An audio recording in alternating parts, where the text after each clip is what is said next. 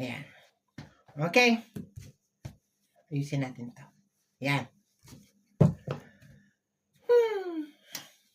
Okay. Hello, my dear.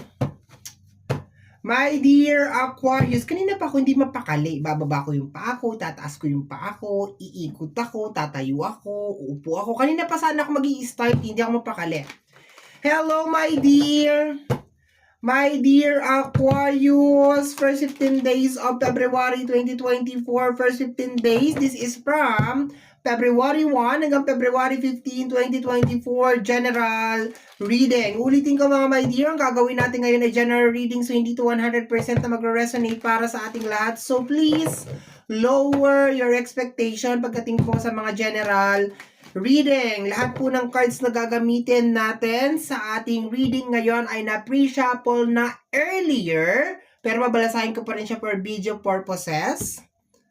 Ayan, cut na natin into 3. Bali, 4 na cards ang gagamitin natin ngayon. Okay, tatlo-tatlo lang sa bawat cards, pero kung may mahuhulog pa na more than, babasahin natin. Okay? So, my dear Aquarius, let's start your reading. Ano yun? The Six of Pentacles. Okay, ito yung pinakamabait na card sa lahat. The Six of Pentacles. Giving, sharing, more on pera. Ito yung typical na parang lahat meron, lahat nababahagian, lahat may share. Okay? Kabutihan din ng loob to. Yung hindi ka makatiis na meron kang nakikitang tao na nahihirapan, talagang tutulungan at tutulungan mo siya. The Six of Pentacles. Okay? Next card, my dear.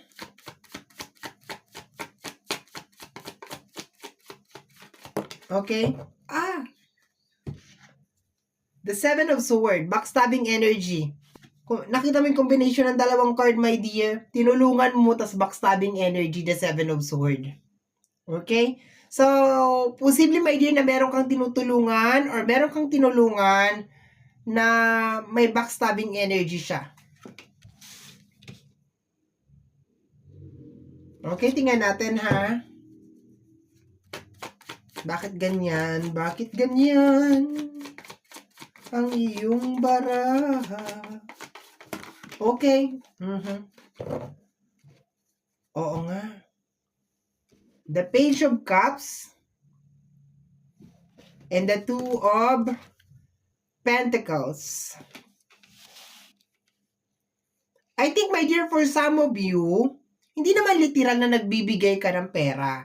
Posibleng sino-shoulder mo yung obligasyon niya o yung problema niya. Sino-shoulder mo, ikaw yung gumagawa ng paraan, my dear. Sa energy ng page,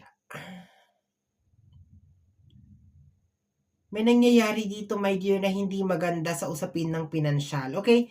Basta ang nakukuha ko lang dito, my dear, yung sharing, yung giving sa'yo, itong Seven of Swords, hindi ko to nakikita na sa'yo, my dear. Kahit na air sign ka, hindi ko to nakukuha na sa'yo. Parang mas nakaturo siya sa earth sign at saka water sign. Okay, earth sign, Taurus, Virgo, and Capricorn. Water sign is Cancer, Scorpio, and Pisces. Pero hindi ko kino-close yung ibang zodiac sign. Okay, tingnan natin. Ang nakuha ko, ulitin ko, my dear, ang nakuha ko, my dear, is, posible, my dear, na tinutulungan mo siya pinansyal, like tinutulungan mo siya, binibigyan mo siya, or, posible naman, my dear, na sinushoulder mo yung problema niya. Tingnan natin, my dear, ha?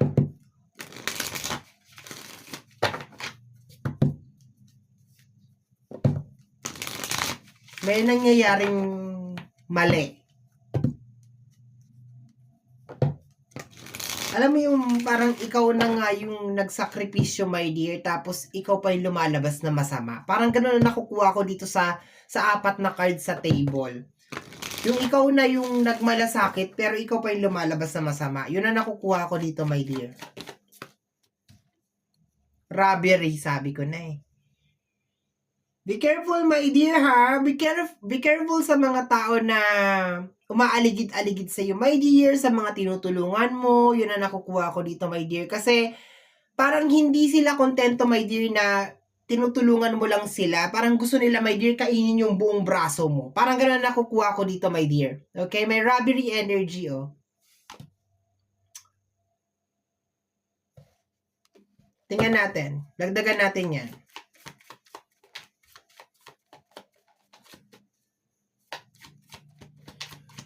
Huwag magpautang first 15 days of February. Posibleng mahirapan kang maningil. Real estate. Blind. Ay.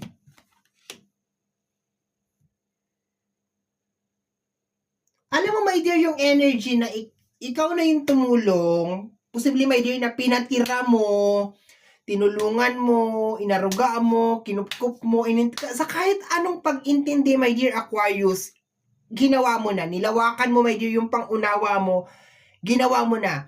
Posibleng meron siya mga problema sa usapin ng pinansyal, responsibilidad, na sinolder mo, my dear. Pero ang nakukuha ko dito, my dear, sa kabila ng lahat ng ibinigay mo na sakripisyo, adjustment, and everything, may namumuo, my dear, na hindi magandang intensyon. No? Meron namumuong hindi magandang intensyon over here. Hindi ko alam, baka pinamihasa mo rin. Baka pinalaki mo rin yung ulo. Pero kung ako sa'yo, mag-iingat ako, my dear. Kasi minsan, yung ahas, kaya nililingkisan. Kaya kanyan, my dear, parang nililingkis o niyayakap. Kasi minimeasure niya lang, my dear, kung kaya ka na niyang lunukin ng buo. Yun. That's the reality of it. Kahit tanungin mo, my dear, yung mga nag-aalaga ng snake, madalas yan sila naglilingkis. No? Yun pala, minimeasure lang nila kung kaya ka na nilang lunukin ng buo. Yun yung minsan yung tipikal na pinakain mo, inalagaan mo, minahal mo, binihisan mo minsan, pinatira mo, tinulungan mo, sinolder mo lahat, my dear, lahat ng kakulangan niya, lahat ng imperfection niya, my dear, tinapalan mo, pinunan mo. Pero sa bandang huli, diba? Ikaw pa yung lalaglag, ikaw pa yung iba backstab, diba? Yun ang nakukuha ko dito, my dear. Kaya minsan nakakatakot na tumulong tutulong ka na lang siguro, yung wala nang attachment na lang siguro. Tingnan natin, my dear. May pumapasok na energy na may kinalaman sa usapin ng lupa, my dear. Parang may nakawan ng lupa or something. Kamkaman ng lupa.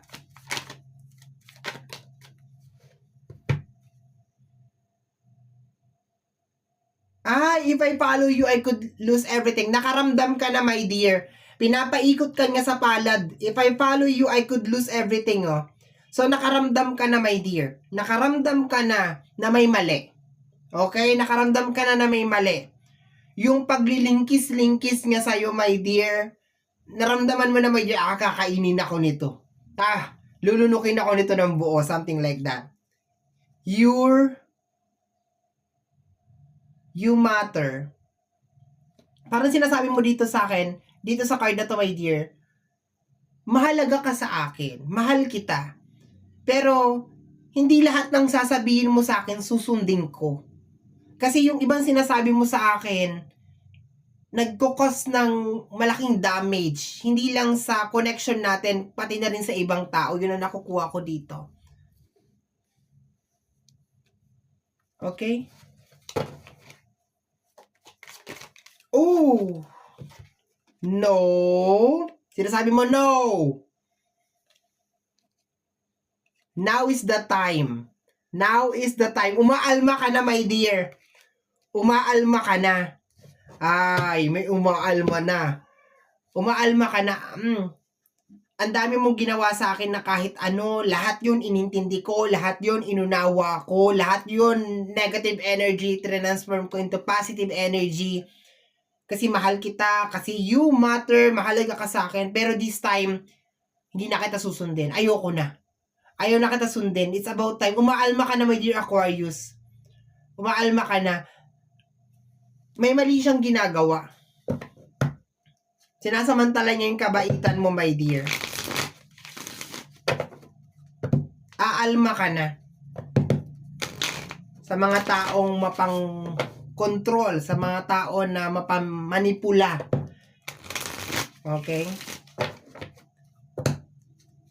Tingnan natin, my dear. Now is the time to say no. Meron ka dito, no, ayoko nga.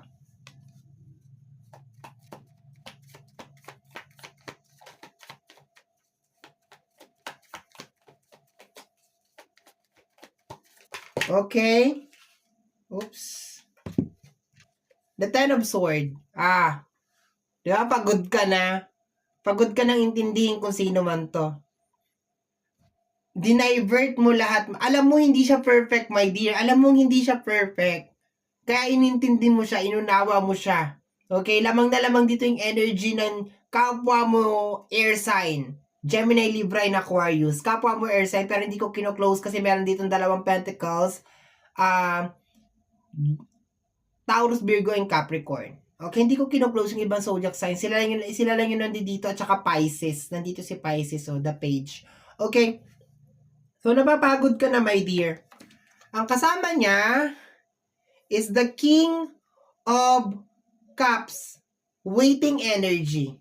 Okay? So, pinapaikot ka nitong tao na to, my dear. And, meron pala siyang kasama.